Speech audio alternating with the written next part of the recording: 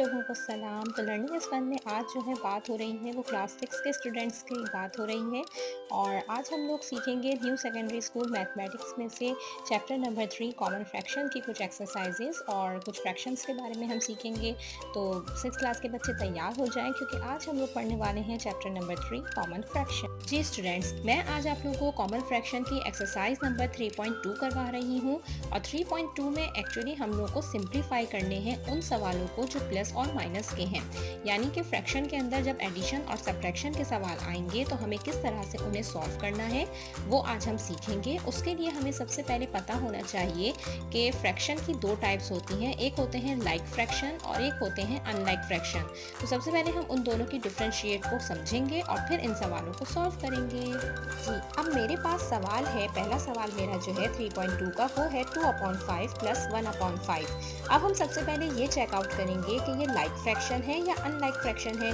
तो अब इन दोनों के जो है नीचे डिनोमिनेटर सेम है, यानी दोनों के पास 5 है। तो हम यहाँ पर क्या करेंगे, एलसीएम नहीं लेंगे, हम कॉमन निकालेंगे। तो कॉमन किस तरह निकालेंगे, सबसे पहले हम लिखेंगे सॉल्व।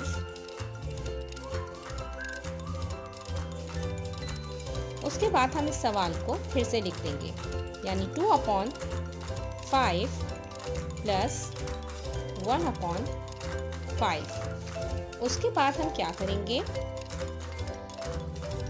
हमने 5 जो है कॉमन निकाल लिया। 2 प्लस 1 हमने लिखा, तो 2 प्लस 1 क्या हुआ, 3 आ गया हमारे पास। और नीचे हमारे पास क्या था, 5, जो कि हमने यहाँ पर कॉमन निकाला था। तो हम 5 को ऐसे ही लिख देंगे। तो 3/5 हमारे पास आंसर आ गया। चाहें तो हम इस सवाल को यहीं पर ही छोड़ दें, लेकिन अगर हम इसको डिवीजन के मोड में लाएंगे तो हम मिक्स फ्रैक्शन में इसका आंसर लिख सकते हैं। तो हम सबसे पहले इसका डिवीजन देखेंगे कि किस तरह से करना है। हम बड़े नंबर को अंदर लिखते हैं और छोटे नंबर को हम बाहर लिखते हैं। 3 का टेबल पढ़ेंगे, 3 1 जा 3, 3 2 जा 6, तो 6 तो बड़ा हो जाएगा। तो हमें क्या लेना पड़ेगा, हमें 3 1 जा 3 करना पड़ेगा। 5 में से 3 को हम माइनस करेंगे तो हमारे पास बचेगा 2।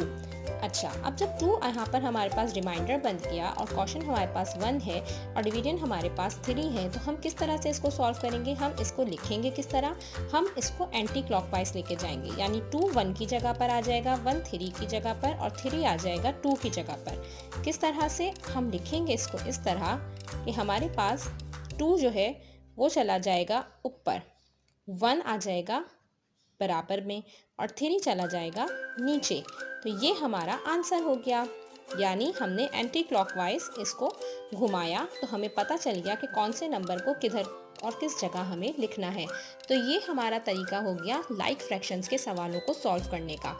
दोबारा से समझा देती हूँ कि नीचे वाले नंबर्स अगर सेम होते हैं, डिनोमिनेटर्स अगर सेम होते हैं, तो हमें कॉमन निकालना है। हम कॉमन निकाल के ऊपर वाले नंबर्स को प्लस कर देंगे। ऑब्वियसली ये दोनों नंबर एक टेबल में नहीं आते, तो यहाँ पर हम सवाल को एंड भी कर सकते हैं, लेकिन हम यहाँ सवाल को एंड नहीं करेंगे, हम इसका डिवीजन ले लेंगे। और जब हम इसका डिवीजन लेंगे तो हम इसे मिक्स फ्रैक्शन के तौर पर इस तरह से लिख देंगे। यानी हमारा रिमाइंडर ऊपर चला जाएगा, क्वेश्चन हमारा साइड में और ये वाला नंबर नीचे आ जाएगा। तो हमारा आंसर क्या बना, हमारा आंसर ये बन गया। तो ये लाइक फ्रैक्शंस के सवालों को करने का सबसे आसान और प्यारा सा तरीका है।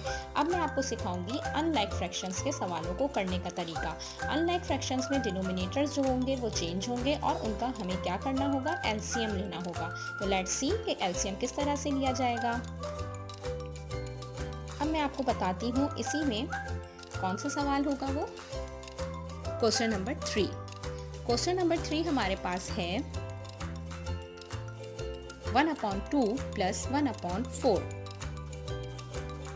1/2 प्लस 1/4। अब आपको यहाँ पे नज़र आ रहा होगा कि 2 और 4 डिनोमिनेटर्स जो हैं वो सेम नहीं हैं। तो हम इनका क्या करेंगे, हम इनका एलसीएम ले लेंगे। हमने 2 और 4 को लिखा। अब ये दोनों नंबर्स 2 के टेबल में आते हैं। 2 1 जा 2 एंड 2 2 जा 4। मेरी लाइन कितनी टेढ़ी चली गई। एनीवेज, अब आप लोग टेढ़ी लाइन नहीं खींचेगा। अच्छा, अब 2 जो लिखा हुआ है यहाँ पर, तो हम इसको हम 2 1 जा 2 से कर देंगे। 2 1 जा 2। अब ये जो दोनों नंबर्स हैं हम इनको आपस में मल्टीप्लाई कर देंगे। तो 2 मल्टीप्लाई बाय 2 इक्वल कितना हो जाएगा? ऑब्वियसली 4 होगा।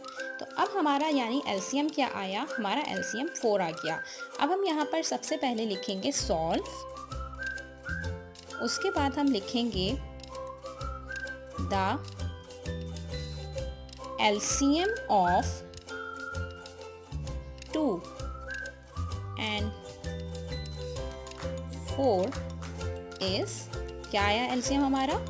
4 आया, इज इक्वल टू 4।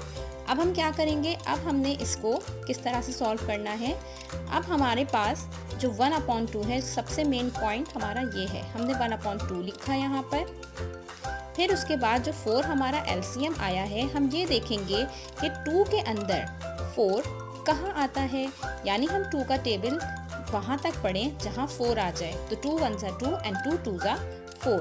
तो हम इस 2 को 2 से मल्टीप्लाई करेंगे तो 4 आ जाएगा, और जो यहाँ पर हम नंबर लिखेंगे उसी नंबर को हम ऊपर वाले नंबर से भी मल्टीप्लाई करेंगे।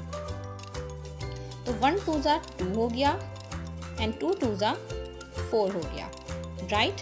बिल्कुल इसी तरह से अब हम इसको 1/4 को हम करेंगे। अब 1/4 को करने के लिए हमें क्या करना है? सबसे पहले हमने 1/4 लिखा।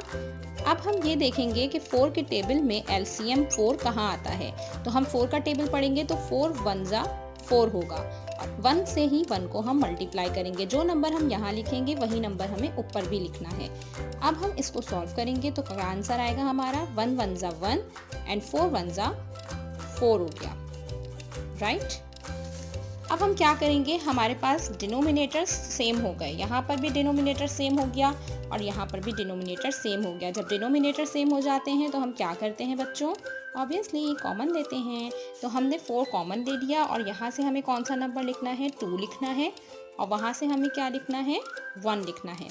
तो 2 + 1, 2 + 1 हम करेंगे तो हमारे पास 3 आ जाएगा और नीचे हम 4 लिख देंगे। अब इधर यहाँ पर हम डिवीजन करेंगे, 3 को बाहर लिखा, 4 को अंदर लिखा, 3 1 ज़ा 3 किया और 4 में से 3 को माइनस किया तो क्या बचेगा? 1। अब हम इसका आंसर लिखेंगे। रिमाइंडर ऊपर चला गया, क्वोशंट साइड में आ गया, ये वाला नंबर नीचे आ गया। तो ये हो गया हमारा आंसर। तो आई होप कि आप लोगों को लाइक फ्रैक्शन और अनलाइक फ्रैक्शन से सवालों को करने के लिए अब बिल्कुल भी परेशानी नहीं होगी और आप लोगों को ये सवाल बहुत अच्छी तरह से समझ में आ गए होंगे। तो अपनी नोटबुक पर ज़रूर इन सवालों को कीजिए और रिवीजन कीजिए ताकि आप लोग पेपर्स में अच्छे नंबर गेन कर सकें। अगर समझ में आ जाए तो सब्सक्राइब ज़रूर कीजिएगा मेरे चैनल को और बेल आइकन को ज़रूर प्रेस कीजिएगा। Thank you.